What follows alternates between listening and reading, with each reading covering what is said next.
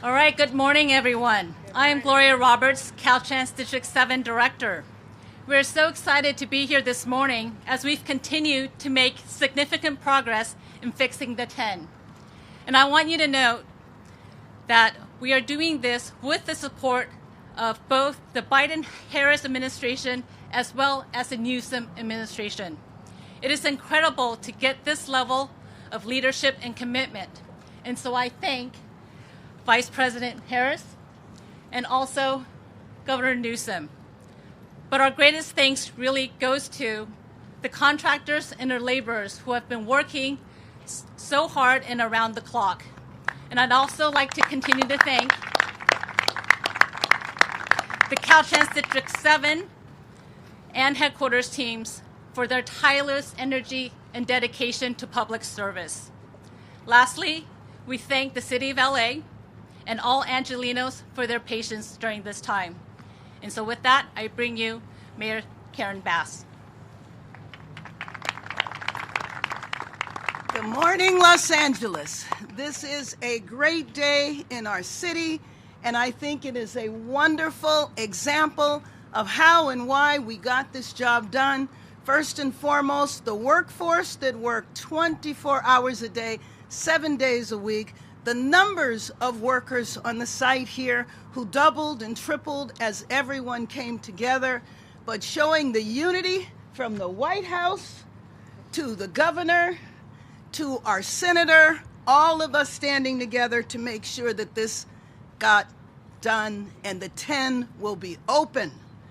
There are other leaders here I want to acknowledge: our CEO of Metro, Stephanie Wiggins, our General Manager of the Department of Transportation, Laura Rubio Conejo, and our Fire Chief, Kristen Crowley, and the over 100 firefighters that put the fire out. Elected officials in the area: Congresswoman Kamlacher, Assemblymember Miguel Santiago, and Supervisor Hilda Solis. Everyone came together with the urgency, knowing what it means to have a freeway where 300,000 Angelenos pass every single day, and the disruption that caused in our city. I want to thank Angelenos for being informed, for following the directions, staying on the freeway, and most importantly, taking advantage of Metro. Trains increased, times were faster, and ridership was up 10%. As life gets back to normal over the next few days, I hope that Angelenos that participated and joined Metro and rode Metro maybe for the first time will understand what a convenience it is, and we will continue to use public transportation. Let me again just thank everyone who worked 24 hours a day to make this effort happen. Thank again our governor for his leadership, senator, and of course, our vice president. The White House made it clear from day one that they were going to do whatever it took in order to get Angelenos safe and life back to normal. And let me introduce now Senator Alex Padilla. Thank you, Mayor Bass. When the fire first broke out last week on I-10, those of us who live and work anywhere near Los Angeles know just how significant this was, and we were braced for the worst. But I'm happy to be here today. It's Sunday before Thanksgiving, but we don't have to wait till Thursday to give thanks. To give thanks for the opening before the Thanksgiving holiday of the I-10 freeway for folks who are working this week, folks who will be traveling for the Thanksgiving holiday, and to give thanks to all the workers who made this possible. We can't thank them enough. Workers at Caltrans, the contractors, workers at the different transportation agencies, the fire agencies, Cal Fire, LA Fire, others who tackled the fire last Sunday. But really a big thanks for the true cooperation and collaboration that happened to make this announcement possible. From the local level, Mayor Bass and her team, the state level, Governor Newsom, legislative leaders, departments and agencies, and of course at the federal level, the Biden-Harris administration, the Federal Highway Administration, and others.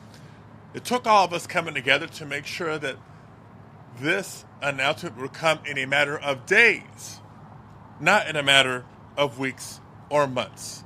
You know, we don't have the specific final price tag on this, maybe a little bit more, maybe a little bit less than $3 million, but the bottom line is this will be covered by federal funds, thanks to the bipartisan infrastructure law that was passed and signed a couple of years ago. The emergency funds are a result of this law, which is in and of itself a once-in-a-generation investment in our nation's infrastructure. And to piggyback on Mayor Bass's announcement, that law is not just responsible for funding the repair and reopening of I-10. The bipartisan infrastructure law is also a significant investment in public transit, which many commuters first experienced this last week. And we hope that they had such a good experience that it becomes a norm. It becomes a regular way to get to and from work. So again, to everybody involved, just a big thank you, thank you, thank you. And to Angelenos, welcome back to I-10. Now, just briefly, a few words in Spanish. Aunque hoy es domingo y esta semana celebramos el Día de Acción de Gracias, no tenemos que esperar hasta el jueves para dar las gracias a todos los trabajadores que han hecho este anuncio posible. Vamos a reabrir la carretera 10 aquí en Los Ángeles antes de lo que primero se esperaba. Estamos reabriendo no después de meses de construcción, no solo después de semanas de trabajo, sino días. En una semana se pudo reparar esta carretera en una manera segura para reabrir para todos los angelinos que trabajan, que utilizan esta carretera para llegar a donde van y que van a utilizar esta carretera para visitar a familiares y amistades este jueves para celebrar el Día de Acción de Gracias. Y solo fue posible por el liderazgo y colaboración de todos los líderes y las agencias involucradas a nivel federal, inclusive el apoyo de la administración Biden-Harris, a nivel estatal, especialmente la oficina del gobernador Newsom, y a nivel local, gracias al apoyo y participación del alcalde Karen Bass. And with that, let me introduce our quarterback this last week, our governor, Gavin Newsom. Thank you, Senator. Thank you, Senator. Thank you is the operative word. I'll be expressing a great deal of thanks. But first, let me just thank all of you, and I mean all the Angelenos out there that have had to suffer through the last week or so. You know, it was a week or so ago that we were here, not knowing if we would be here at this moment announcing the reopening for 6 more months. We were talking about replacing the structure. We were talking about this historic fire that took out roughly 100 columns, 4 or 5 particularly severely. We were talking about replacing a large portion of this freeway. Fortunately, after the test came back, we were in a position to make a subsequent announcement that it would be a 3 to 5 week period where we would retrofit and we'd shore this up. The good news is there was more good news. And as a consequence, we were able to double down on what we doubled down on previously, working with Griffith, who did an amazing job in the debris removal. They got us 2 or 3 days ahead of schedule. Working with security crews and working with our partners locally, we were able to secure the kind of equipment that we needed to get on site to make sure that we were able to complement that with the man hours and woman hours, the labor hours, 10,000 labor hours all told to get us to this point ahead of schedule, 8 days to get this thing open and operational. And that means, if you're doing the math, that this thing opens tonight. It will be fully operational tomorrow. So, ready for the commute. Look, thanks to the team. Gloria and the D7 team, Tokes, and our Secretary of Transportation, Tony, the head of Caltrans, Tom, the engineers, and Ramon, our chief construction steward, to the incredible crew at Caltrans, that worked overtime to make sure this worked, to building constructions unions, to the laborers, to the operating engineers, to the pile drivers, to the teamsters, to the electricians, and yes, to the carpenters that stepped up in every way, shape, or form. This was a union job, and they came in weeks and weeks ahead of schedule. And so you can be assured of one thing: safety first, quality, foundational in this effort. It wasn't just speed that we were after. We wanted to make sure this thing was safe. And after those safety inspections late last night and early this morning, we'll need about 8 or so hours once we all clear off, and we'll get this thing back and operational. The question, of course, for many of you will be, when will we see those permanent fixes secured? That will be over the course of many weeks, maybe a few months, but that won't significantly impact the commute or impact the 5 lanes that are now open in both directions. We will be able to do that with some episodic closures, likely at night, and they'll be for very short periods of time. We'll get that Alameda ramp open as quickly as possible. It's currently closed. It will not be open tomorrow. Lawrence between 10th and 14th Street will need a little bit more time to open up as well. We're mindful of the importance, the imperative of opening up those corridors, particularly for local businesses in the area. But this is a significant and a big day. And what was also significant and big in every way was the support of the federal administration. And I want to, before I introduce the Vice President, brag a little bit on Secretary of Transportation, Pete Buttigieg, who was on the phone within hours of this original incident, to Mitch Landrieu, who was on the phone again this morning, checking in on this announcement, to Administrator Bott, who is once again here with us, who's been on the scene from the early days of this incident, who's been outstanding, to the President, who was in town talking about this just a few days ago and was on the phone well over a week ago checking in on this, and the Vice President, who's been checking in on a consistent and daily basis. You've heard that from Mayor Bass in their conversations, and we're just honored and privileged to have her here at this critical moment as well. Before, again, briefly introduce the Vice President, let me again brag on your mayor. It's all about partnership. It's all about making sure there's seamlessness in terms of the communication and the engagement. That's the only way these things work. And it would not have happened at the speed that it happened without her incredible support. And so on behalf of our team and Ann and my legal team, and yes, shout out to the lawyers that were incredibly instrumental in all of this, I just want to thank you, Madam Mayor, for your extraordinary leadership and support throughout this process. But again, this is a federal jurisdiction. It requires federal support at the highest levels of government. It requires not just passing glances and interest. It requires commitment and requires stewardship and leadership.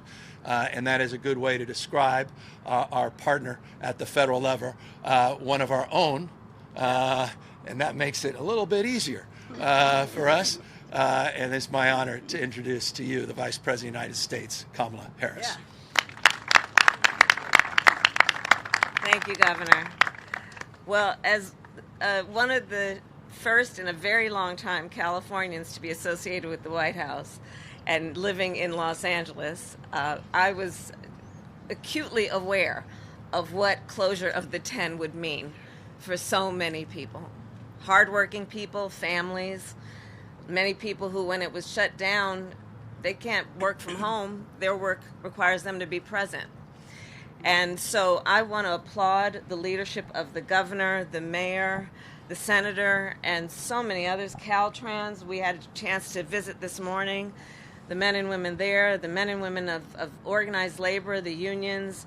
The work that happened here is extraordinary.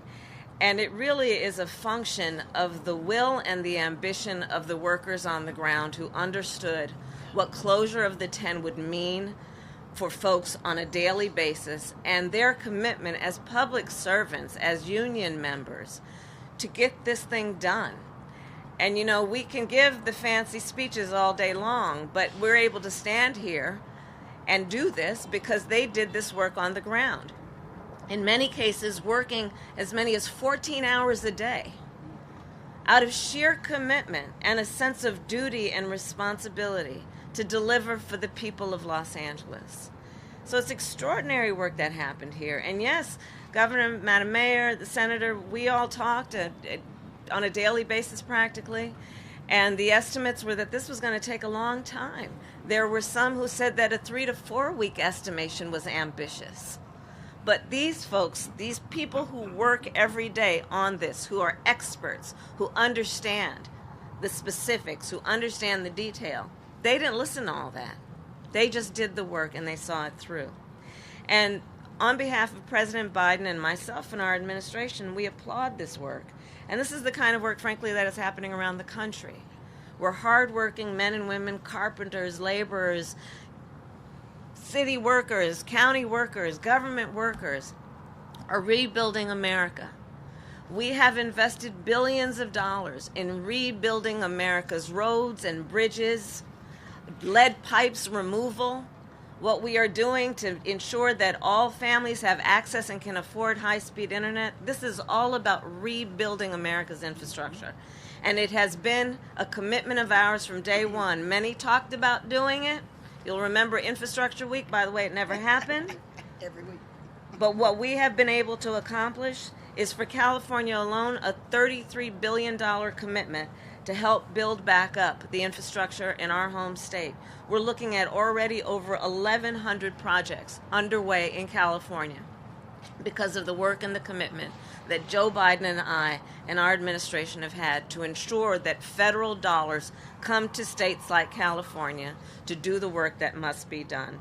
And so I want to, again, applaud everybody. And then to all the Angelinos, I would just say this. Tomorrow, the commute is back on. And happy Thanksgiving. There's so much to be thankful for. You know, we're living in a world right now where it's heavy, and it's hard. And when we can have these moments to applaud the commitment of people to folks that they never meet, these workers, their commitment to the families and the individuals who need to pass this freeway every day, it's a moment to give thanks for the folks who care and to remember that we're all in this together. So thank you, and happy Thanksgiving, everybody. Hear, hear.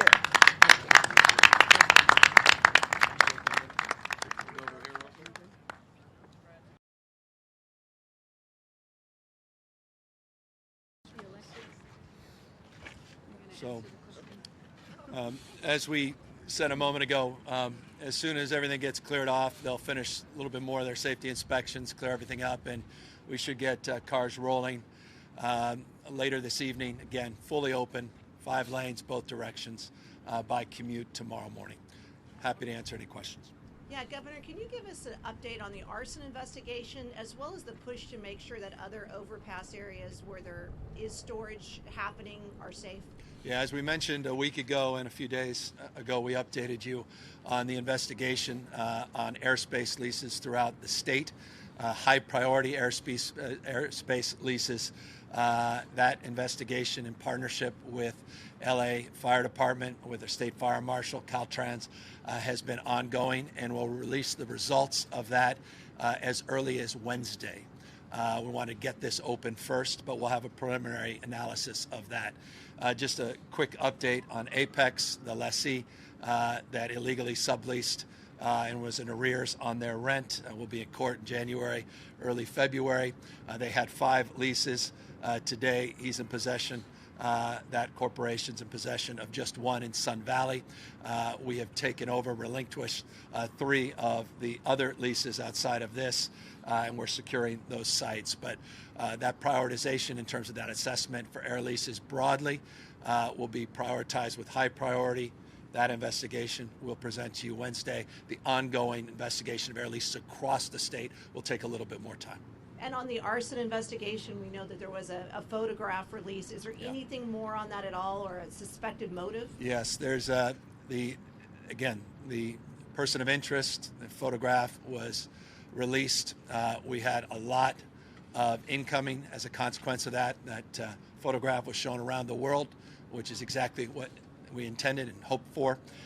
We still are looking forward to anyone that wishes to come forward with any information around this suspect, this person of interest in this arson investigation, they can call 1-800-468-4408, 468-4408, confidential tip line.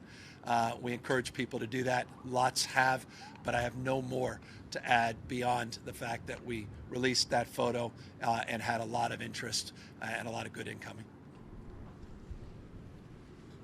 Hi, Governor. Alex Michelson from Fox 11 Los Angeles. Obviously, there was a lot of urgency to get this done. Yes. And this is an example of government working in terms of getting it open. What is the lesson learned on this urgency that may be applied to other things like homelessness or other things where we see the entire government come together and say, we're going to do this now? No, I mean, it's intentionality at the end of the day. It's focus, it's commitment and resolve. And it's about dropping everything else and just prioritizing a middle, beginning, and an end. We had a date with destiny in terms of our internal timelines and those that we transparently made public, and we wanted to exceed them. We wanted to beat our own best estimates, and so there was an internal competition of sorts between ourselves and agencies. There's pride in work, pride in product. That pride was reflected in Security Paving and their team and the contract. To your question, the contract that provided time and materials and 21% contingency bonus. We have partnerships, we have federal reimbursements. There are a lot of conditions that are unique and distinctive in an emergency like this, but absolutely those things can be applied more broadly. And this can-do attitude, moving heaven and earth, as we reflected and stated over a week ago, should be brought to bear on a lot of other things. So to me, this is directional. It's a flywheel effect. I think it only bodes well for subsequent work across the spectrum of issues here in this state. But do you understand that frustration why some people say, look, if you can do this for this, why can't we do this for other things? Absolutely. 3,275 encampments have been cleaned up at Caltrans since we announced Clean California. $1.1 billion was set aside, new partnerships. I mean, these are exponentials compared to what we've seen in the past. It's a large state, size of 21 state populations combined. A lot of great things are happening all across the state. You heard the Vice President make that point, all across America. I always say this, you're nothing but a mirror of your consistent thoughts. Whatever you focus on, you'll find more of. I hope folks focus on the success of this, and they'll find more successes. The mayor's successes locally, the supervisor's successes in her districts, some members and senators and congressmen and women that are doing good work everywhere and also should be recognized, not just the things we fall short of expectation, but the things where we exceed expectation.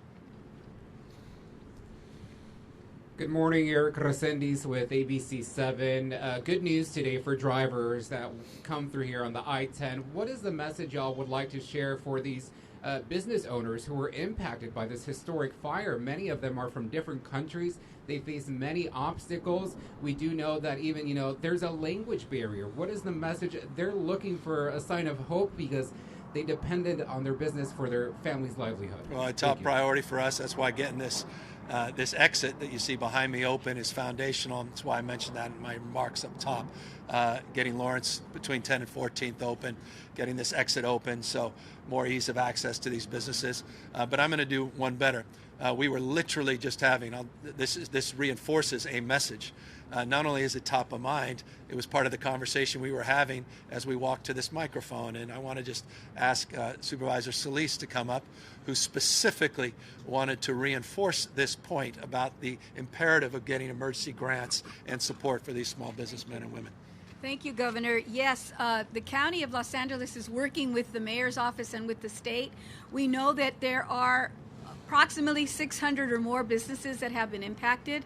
They've either had closure or they lost income during this 8-day period. So we know that we have to gather survey information to see who's suffering what issues and then get verification and then go back out and create that systemic plan that's going to help address those issues, especially to the immigrant and those that don't speak English. Queremos a decir que sí, vamos a estar aquí para ustedes, para dar información si necesitan ayuda financiera de su negocio. Estamos trabajando con el alcalde, Karen Bass, y con el estado, con Governor Newsom y también agencias de los pequeños negocios, SBA, for example, they do have loans available for these kinds of emergencies and disasters. So we're going to be collectively working on that. That's our role as the county. So we are here as a partner with all of you here. And thank you so much, Governor, to the Biden administration, to all the electeds, and to our firefighters, and especially our workers, the carpinteros, todos los que estaban trabajando tan duro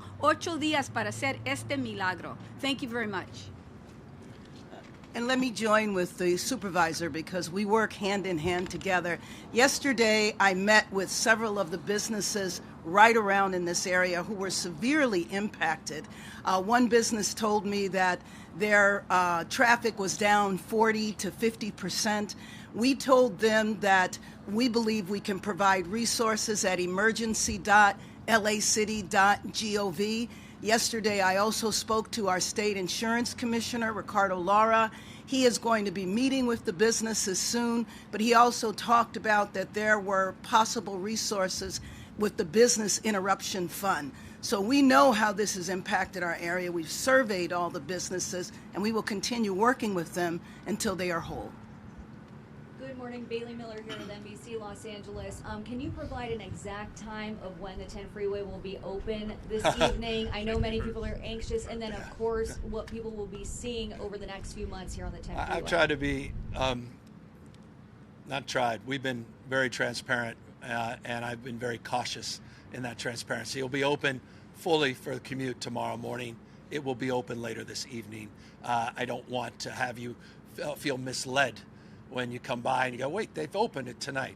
Tonight means tonight. We don't know exactly when, at least 8 hours after we all depart, is the internal conversations we've been having, but it may take a little bit more time. I want to make sure it is safe. I want to make sure everything's ready.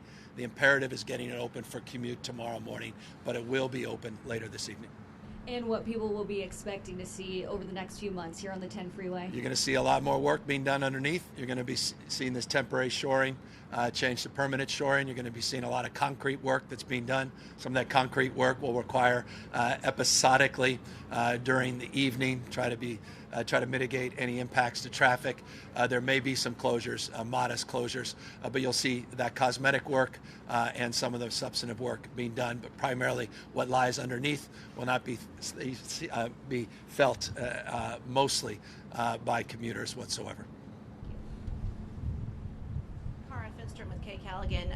Just one more question. Do we have a feel for the overall cost? We talked about $3 million in federal aid. Yeah, I want to be careful about the cost that's still being assessed. And as you know, we have a cost reimbursement structure. 100% of the costs are reimbursed by the federal government up into the opening, so 8 more hours. So let's get everything we need in. And then it's 91.57%. So it's 90+% reimbursement after the fact. But fortunate to have that kind of reimbursement and that partnership, but it's in the low millions at the moment. But again, we're still assessing those invoices, and as soon as we get them, we'll make them public. And so for now, Alameda Street, the exit, and the stretch of Lawrence Street, are those the only 2 parts that won't be reopening? Yeah, Lawrence between 10th and 14th, to be specific, will take a little bit of time, but we're hoping to move it quickly. And then obviously the impacts on the edges here. You can see that with the off-ramp. So we're going to have a little bit more time there. But that's the only 2 substantive impacts that are not resolved at the moment. Correct. Anybody else? Just big. You've spent a lot of time here the last week. What's your big takeaway from this? Well, pride. I mean, I'm wearing a pride hat for a reason. I didn't just run in and decide if I should wear a Dodger hat or a Giants hat to come down. That before. Yeah, we've done that before. My Dodger friends here. But pride is, look, it goes to your question. I mean, this is about pride. It's about government getting things done. It's what you'd expect. It's what you should expect every day about everything. I get it. I'm a taxpayer. I just paid my taxes last week. And I get it. You know, we want those dollars to go far. We want them to be used as they're intended to use. But what I love about a project like this is, you know, a lot of things in life are directional. There is no having made it, so to speak. Success is hard to define. It's not a place. It's a direction. When it comes to a project like this, success has a timeline. You can feel it. You can see it. You can, You understand it. It's visceral, and that's why it's an imperative that we over-deliver in times like this. I mean, this was 8 days. We were talking about 6 months. Yes. Those weren't just public conversations. I can assure you they were private ones. You recall 8 days ago, we were very public, and the mayor and I made the point that we were running in parallel an operation to literally secure a prefab freeway that would be constructed off-site to be brought on-site. And we didn't know until that chemical sampling came back 48 hours later that we were not going to be placed in that burden or that position, and that we can retrofit it. But that 3 weeks was very real, 3 to 5 weeks.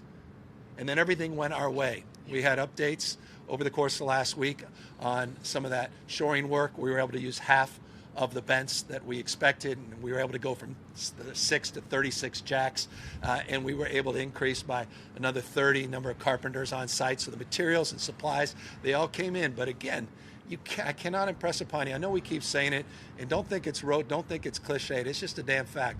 It was the pride of the workers behind me. And the vice president made a comment that was an important comment, and it may seem as an aside to you, but it was a comment and reflection of a conversation she was having with some of these folks. And they're saying, we did 12-hour shift, but it was really 14 hours.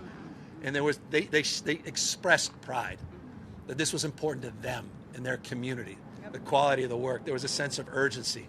And I love that. So for me, spirit and pride, and you can't legislate spirit and pride. It just shows up, and it shows up at times like this. And everybody you see in front of me, behind me, side of me, they showed up as well, and I couldn't be more proud of each and every one of them. Thank you all very, very much. Enjoy your commute tomorrow.